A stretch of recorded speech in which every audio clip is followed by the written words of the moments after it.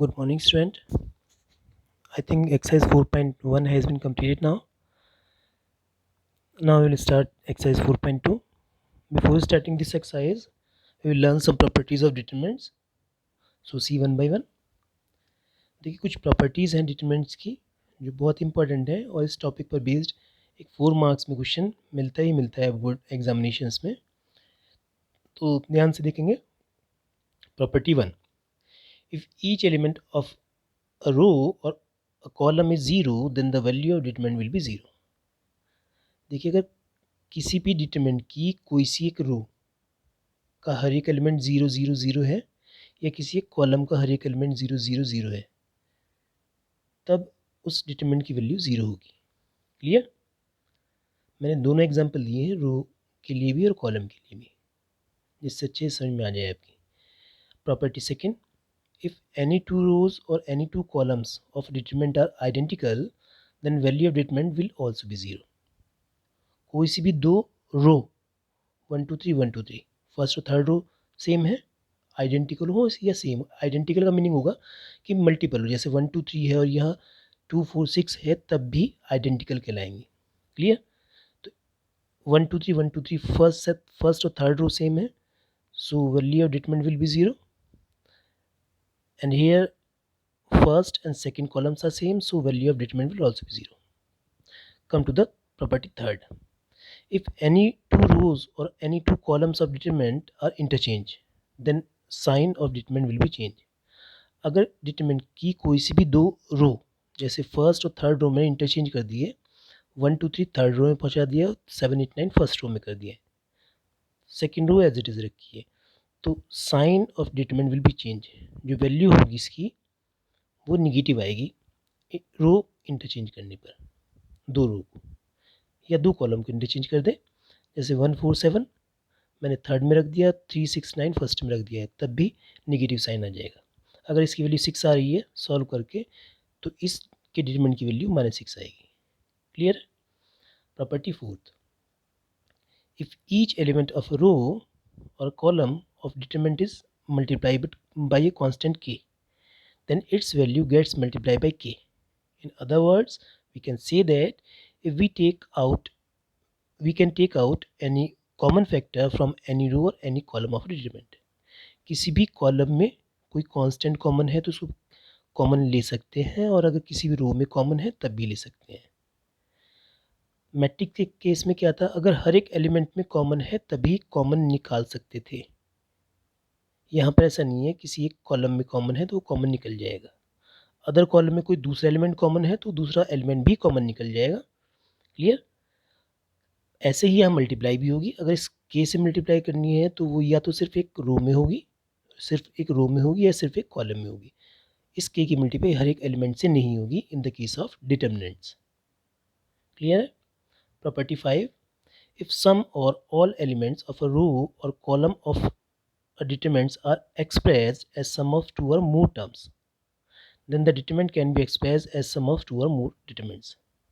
क्या मीनिंग होगा? देखिए मैंने एक डिटरमिनेंट लिखा है, यहाँ पर second third row single element लिखे हुए हैं, लेकिन फर्स्ट रो में दो एलिमेंट के सम की फॉर्म में एलिमेंट्स लिखे हुए हैं. तो इस डिटरमिनेंट को एक्सप्रेस किया जा सकता है दो डिटरमिनेंट के सम की फॉर्म में. अब देखिए एक्सप्रेस कैसे करेंगे. सेकंड और third row as it is लिखेंगे, दोनों में प्लस का साइन बीच में लगाएंगे, और फर्स्ट रो का first element first term first determinant में लिख देंगे, और सेकंड एलिमेंट सेकंड डिटरमिनेंट लिख देंगे. A B C first determinant में आ जाएगा, A1 B1 C1 second determinant में आ जाएगा, और ये प्लस का साइन बीच में आ जाएगा. क्लियर है? Now property 6 and last property for determinants. The value of determinant remain same if we apply the operation ri plus K R J और सी आई प्लस माइनस के सी जे. इट मीन्स किसी भी रो में किसी अदर रो को कांस्टेंट से multiply या divide करके ऐड और सब्ट्रैक्ट कर सकते हैं. ऐसे ही किसी भी कॉलम में किसी अदर कॉलम की मल्टीप्लाई किसी कांस्टेंट से डिवाइड करके ऐड या सब्ट्रैक्ट कर सकते हैं. क्लियर? अब मेन एक टॉपिक हमारा ये है, इसको ज़रा ध्यान रखना है. In matrices we can apply row operations और column operations when we are finding the inverse of elementary operation. We are finding the inverse using elementary transformation. Meaning ये हो गया कि मैट्रिसेस में हम किसी एक क्वेश्चन में अगर रो ऑपरेशन अप्लाई कर रहे हैं तो रो ऑपरेशंस ही अप्लाई होंगे, या कॉलम ऑपरेशन अप्लाई कर रहे हैं तो कॉलम ऑपरेशन ही अप्लाई होंगे। लेकिन डिटरमिनेंट के केस में ऐसा नहीं है। In the questions of determinants we may apply both row operations and column operations in same question. एक ही क्वेश्चन में पहले रो ऑपरेशन अप्लाई कर सकते हैं, सेकेंड स्टेप में कॉलम ऑपरेशन अप्लाई कर सकते हैं। क्लियर? एक ही क्वेश्चन में दोनों ऑपरेशन अप्लाई किए जा सकते हैं यहाँ पर। अब देखिए एक्सरसाइज 4.2 इन प्रॉपर्टीज़ को ध्यान में रखते हुए फर्स्ट क्वेश्चन में क्या रखा है, without expanding directly and using properties of determinant find the following, prove the following. इस डिटरमिनेंट की वैल्यू 0 शो करनी है। तो इसमें आप देखेंगे जो कॉलम C1 LHS लेंगे, कॉलम जो C1 ये C3 है, C3 में से C1 सब्ट्रैक्ट कर दें या C3 में से C2 सब्ट्रैक्ट कर दें तो क्या होगा, देखिए C3 माइनस C1 किया है हमने यहाँ ऑपरेशन, तो x plus A minus X, A रह जाएगा, y plus B minus Y, B रह जाएगा, z plus C minus Z, C रह जाएगा। Now two columns are identical, it means same, so value of determinant will be 0 which is our RHS. Clear? Now come to the second question. Value of this determinant is also 0. We have to prove that. So taking LHS, यहाँ देखिए क्या करेंगे, R1 में R1 plus R2 plus R3 apply कर देंगे, या C1 में भी अप्लाई कर सकते हैं। C1 में C1 plus C2 plus C3 apply कर सकते हैं।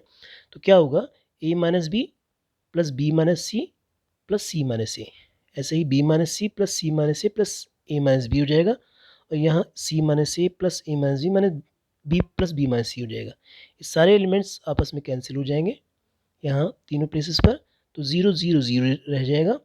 Now value of this determinant will be 0 as each element of first row is 0, which is our RHS.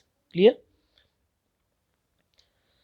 Now one more formula you have to learn, see it clearly, क्योंकि ये आपको condition mostly questions में apply करनी पड़ेगी या ये form बनानी पड़ेगी।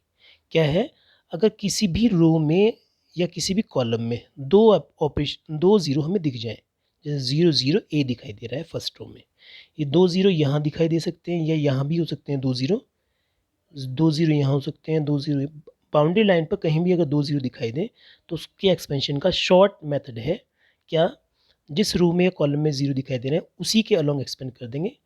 एक्सपेंड कैसे करेंगे, ये एलिमेंट, ये जो उस रो का थर्ड एलिमेंट जो भी है, और उन 2 0 के सामने वाले 4 element B C E F, समझ रहे हैं। जिस रो में 2 0 आ रहे हैं, 2 0 बनाएंगे सबसे शुरू में किसी भी रो में या कॉलम में, उसके बाद जिस रो में या कॉलम में 2 0 आ रहा है उसका थर्ड एलिमेंट इनटू डिटरमिनेंट लेंगे 2 0 के सामने वाले 4 एलिमेंट का बी सी ई एफ। अब ए इंटू बी एफ माइनस सी। क्लियर? ये ऑपरेशन आपको अच्छे से ध्यान करना है, ये हम आगे अप्लाई करेंगे। बस आपको यहीं तक करना है question number 1 and 2 of exercise 4.2 and you have to learn all the properties of determinants. Thank you. Have a nice day.